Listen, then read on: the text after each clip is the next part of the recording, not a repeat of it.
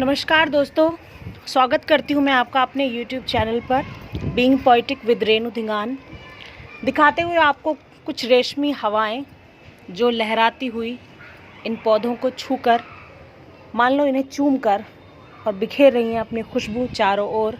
और किस तरह ये पौधे मुझसे लिपटने को तैयार हैं, मुझसे अपनी खुशी जाहिर करते। मैं बैठी हूँ इनके बीच, इनके दुख दर्द को, इनकी खुशी को समझती हुई और अपनी काव्य यात्रा में आगे बढ़ती हुई। दोस्तों, आज कविता लेकर आई हूँ एक प्यारी सी छोटी सी बुलबुल की, फुदकती हुई बुलबुल, नाजुक सी बुलबुल, खुशियाँ बिखेरती। मन करता है बाहों में ले लो कस के, छोड़ो मत उस बुलबुल को। उसकी चहक, उसका प्यार, उसके आशार बहुत कुछ सिखाते हैं। ऐसा लगता है वो बुलबुल मैं ही हूँ। अगर आप पढ़ेंगे तो आपको ज़रूर लेखिका की छाप, लेखिका की झलक उस बुलबुल में दिखाई देगी। लेकिन ये बुलबुल वाकई में मेरी कल्पना नहीं है। ये एक चहकती जीती जागती बुलबुल मेरे चारों ओर रहती है, बहुत प्रेम करती हूँ मुझसे। हर एक लड़की में मुझे वो बुलबुल नज़र आती है। कहते हैं जिसके पास जो नहीं होता उसकी कद्र उसे कुछ ज़्यादा होती है।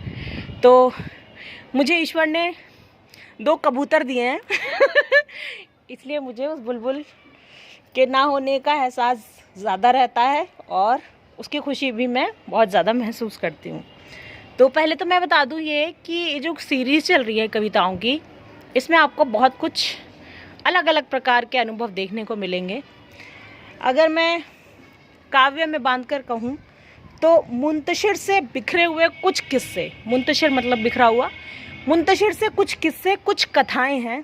ये प्रेम की प्रतिमा है जो मेरी कविताएं हैं। तो अगर आप वास्तव में सुनना चाहते हैं तो ध्यान देना।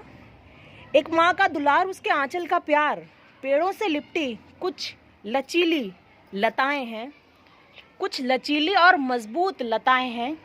हाँ, बहुत खूबसूरत सी मेरी कविताएं हैं। तो इसी कविताओं की सीरीज़ को आगे बढ़ाते हुए और आपको बेहतरीन मौसम का, खूबसूरती का जायज़ा दिलाते हुए मैं कहानी सुनाने जा रही हूँ एक छोटी सी परी, एक छोटी सी खुशी बुलबुल की। तो कुछ इस तरह से मैंने लिखा है। कैसे मेरी छोटी सी बुलबुल पालना छोड़ नन्हे कदमों से दुनिया की सैर को निकल पड़ी। छम छम चमकते उसके सुकोमल पदचापों की चहक अभी जहन में है। फिर उसने मिट्टी पर रेखाएं उकेरनी चाही। वो ड्राइंग की शौकीन थी, तो मैंने पेंट ब्रश हाथ में थमाते हुए अधिकार दिया अपने जीवन में रंग भरने का। हाँ, मैंने अपनी बुलबुल को आज़ाद छोड़ दिया, पंख फैलाकर उड़ने का। कहने को वो एक कैनवास था, पर मैं जानती हूँ वो मेरी अनकही चाहतें थीं, जिन्हें मैं चाहती थी कि वो आकृति दे। आकृति नाम है मेरी बुलबुल का, तो ज़रा तवज्जो दीजिएगा। हाँ, मेरी आकृति मेरे ख्वाबों को साकार करे। मेरे सपने अब उसके सपने बन गए। वो नन्ही चिड़िया अब पंख फड़फड़ाने लगी थी। फिर उसने स्कूल का सफ़र तय करना शुरू किया। अब मेरी बुलबुल स्कूल जाने लगी थी। उसकी हर कामयाबी, हर ट्रॉफ़ी अब मेरी थी। उसकी हंसी में जो खनक होती वो मेरी थी। उसके उत्साह में मेरी ताकत छिपी होती। जब कभी वो मायूस होती तो दिल मेरा बैठ सा जाता। उसकी आंखों से भी अब मेरे आंसू छलकते हैं। जब बुलबुल रोती है तो मुझे लगता है मैं रो रही हूँ। पता नहीं चला मैं कब उसमें खुद को जीने लगी थी। उसकी अल्हड़ बातें मुझे फिर से बच्ची बना देती। उसके छोटे बॉयकट बाल अब मेरे लंबे बालों में तब्दील होने लगे थे। जब वो किसी ज़रूरतमंद की मदद करने दौड़ती है तो वो मेरे कदमों से भी तेज़ भागती है। क्योंकि मुझे घुटनों में दर्द रहता है तो मेरी दौड़ अब उस मेरी बुलबुल ने ले ली। जब वो अपनी सधी हुई कलम से कैलीग्राफी करती है, बहुत सुंदर लिखती है हमारी बुलबुल, तो जब वो अपनी सधी हुई कलम से कैलीग्राफी करती है तो उसके अक्षरों में मेरा साहित्य उभर आता है।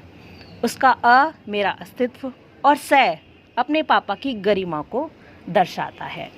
मेरे भीतर की कलम साकार सी हो गई, मानो मेरी आकृति में, मेरी बुलबुल में। अब उसके स्केच पेन के रंगों के अलावा पीच, पिंक लिपस्टिक्स भी उसका साथ देने लगी। हाँ, मेरी बुलबुल जवान होने लगी। उसकी दमकती आंखों में अब भावों की गहराई छाने लगी है। मेरी बेटी अब कॉलेज जाने लगी है। मैं हमेशा से चाहती थी कि उसके चेहरे से ज़्यादा खूबसूरत उसके ख्याल हों, उसके विचार हों। मैं उसे किसी शोकेस की सजावटी मूर्ति के रूप में ना गढ़कर एक प्रभावशाली व्यक्तित्व के रूप में संवारना चाहती थी। अब मेरी ये नन्ही सी कली खिलने लगी है, नील गगन में पंख फैलाए उड़ने को तैयार। मेरी बुलबुल जब चहकती है तो एहसासों के फूल बरबस उसकी राहों में बिखर जाया करते हैं। उसके जुल्फ़ों की महक से घटाएं और काली हो जाती हैं। उसकी मुस्कान दिल को छू जाती है। मेरी अक्कू अब नवयुवती कहलाती है। उसके रंगों के कलेक्शन में अब मुझे एक डिबिया लाल रंग और जोड़ना है। मुझे अपनी बुलबुल को एक बुलबुला मिल जाए, इस उम्मीद के साथ आगे बढ़ते हुए देखना है। मेरी बुलबुल बहुत खुश रहे, आबाद रहे। मेरी एक मित्र है, मेरी सहयोगी है, मेरी पथ प्रदर्शिका के रूप में जो कार्य कर रही हैं, उनकी बिटिया का नाम बुलबुल है, लेकिन वो मुझे अपनी सी लगती है। उसकी हर बात मुझे अपनी सी लगती है, मुझे अपना अस्तित्व उसमें नज़र आता है। और इस तरह से इन्हीं संजीदगी भरी पंक्तियों के साथ मैं इस कविता का अंत करती हूँ। अंत नहीं होता, कविता फिर से शुरू होगी। कल एक नए सफ़र पे बुलबुल चलेगी, तो कल मैं फिर बताऊंगी कि कैसे बुलबुल को पिता ने दहेज में देने के लिए कुछ कुछ जोड़ कर रखा है, वो क्या चीज़ें हैं। तो कल की श्रृंखला में ये रहेगा। आज यहीं पर अंत करती हूँ। आप सभी को लहराते हुए पौधों से मिलवाकर इस बहती हवा का आनंद लेते हुए मैं इस कविता को यहीं पर विराम देती हूँ। बहुत बहुत धन्यवाद। जुड़े रहिएगा being poetic with Renu Dhingan के साथ। Thank you so much.